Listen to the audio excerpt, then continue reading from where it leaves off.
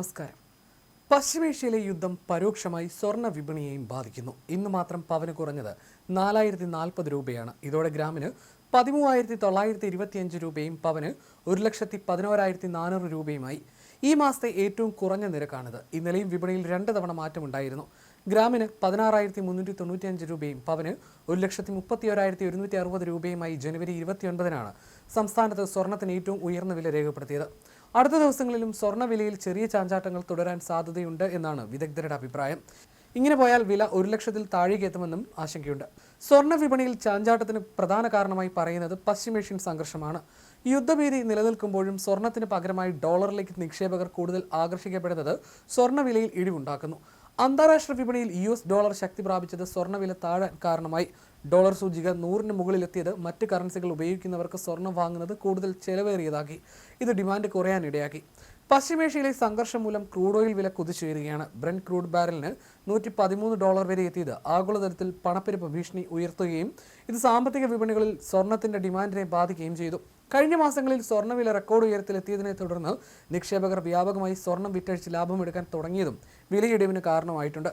US federal reserve പലിശ നിരക്കുകളിൽ മാറ്റം വരുത്താതെ നിലനിർത്തുകയും വരും മാസങ്ങളിൽ പലിശ കുറയ്ക്കാനുള്ള സാധ്യതകൾ മങ്ങുകയും ചെയ്തത് സ്വർണ്ണത്തിന് തിരിച്ചടിയായി.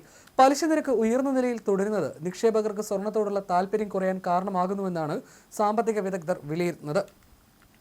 ഓരോ ദിവസത്തെയും ഡോളർ വില, രൂപയുടെ വിനിമയ നിരക്ക്, രാജ്യാന്തര വിലയ്ക്കനുസരിച്ച് ഇന്ത്യയിൽ 24 ക്യാരറ്റ് സ്വർണ്ണത്തിന്റെ ബാങ്ക് നിരക്ക്, അതനുസരിച്ച് മുംബൈയിൽ ലഭ്യമാകുന്ന നിരക്ക്, ഇതെല്ലാം അവലോകനം ചെയ്താണ് ഓരോ ദിവസത്തെയും സ്വർണ്ണവില രാവിലെ നിശ്ചയിക്കുന്നത്.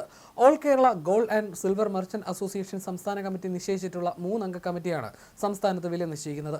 സ്വർണ്ണ വ്യാപാരികളുടെ സംഘടനയായ all Kerala gold and silver merchant association ദിവസേന നിശ്ചയിക്കുന്ന വിലയാണ് കേരളത്തിലെ 95% സ്വർണ്ണ വ്യാപാരികളും പിന്തുടരുന്നത്.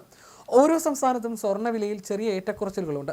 ഇന്ത്യയിലെ മിക്കവാറും എല്ലാ സംസ്ഥാനങ്ങളിലെയും അസോസിയേഷനുകൾ AKGSMA നിശ്ചയിക്കുന്ന വിലയുടെ ചൂട് പിടിച്ചാണ് അവിടങ്ങളിലെ വില തീരുമാനിക്കുന്നത്.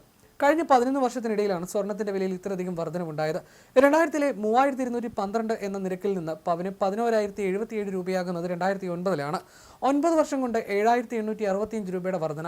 എന്നാൽ 2010-ൽ 12,280 രൂപയായിരുന്ന ഒരു പവൻ സ്വർണ്ണത്തിന്റെ വില 2011-ൽ 15,560 രൂപയും 2012-ൽ 20,880 രൂപയുമായി. 2014 മാർച്ച് 31-ന് ഗ്രാമിന് 2,685 രൂപയും പവന് 21,480 രൂപയുമായിരുന്നു. 2020-ലെ 32,000 എന്ന നിരക്കിൽ നിന്ന് 2024-ൽ 52,280 നിരക്കിലെത്താൻ വേണ്ടി വന്നത് വെറും 4 വർഷമാണ്. തുടർന്ന് 2 വർഷത്തിനുള്ളിൽ അത് 1 ലക്ഷം പിന്നിടുകയും ചെയ്തു. അതേസമയം യുദ്ധം മുറുകുമ്പോൾ എണ്ണവിലയും വല്ലാതെ കുതിച്ചുയരുകയാണ്. ഇസ്രായേൽ ഇറാന്റെ സൗത്ത് പാർസ് പ്രകൃതിവാതക പാടം ആക്രമിച്ചതോടെ തുടങ്ങിയ പ്രത്യാഘാതം ഇപ്പോൾ ലോകത്തെയാകെ ഒരു വലിയ സാമ്പത്തിക തകർച്ചയുടെ വക്കിലെത്തിച്ചിരിക്കുകയാണ്. ഇതിനെ വെറും ഒരു യുദ്ധമെന്നല്ല, പൂർണ്ണ തോതിലുള്ള സാമ്പത്തിക യുദ്ധമെന്നാണ് ഇറാൻ വിശേഷിപ്പിക്കുന്നത്. പശ്ചിമേഷ്യയിലെ കരുത്തരായ കുവൈറ്റിലെ മിന അൽ അഹമ്മദി, മിന അബ്ദുള്ള റിഫൈനറികൾ ഇറാൻ ഡ്രോൺ ആക്രമണത്തിൽ തകർത്തിട്ടുണ്ട്. ഖത്തറിലെ റാസ് ലഫാൻ പ്ലാന്റുകളിലെ തീയും അണഞ്ഞിട്ടില്ല. ലോകത്തിന്റെ ജീവനാഡിയായ ഹോർമുസ് കടലിടുക്ക് ഇറാൻ പൂട്ടിയതോടെ ദിവസവും 10 ദശലക്ഷം ബാരൽ എണ്ണയുടെ നീക്കം തടസ്സപ്പെട്ടിരിക്കുകയാണ്.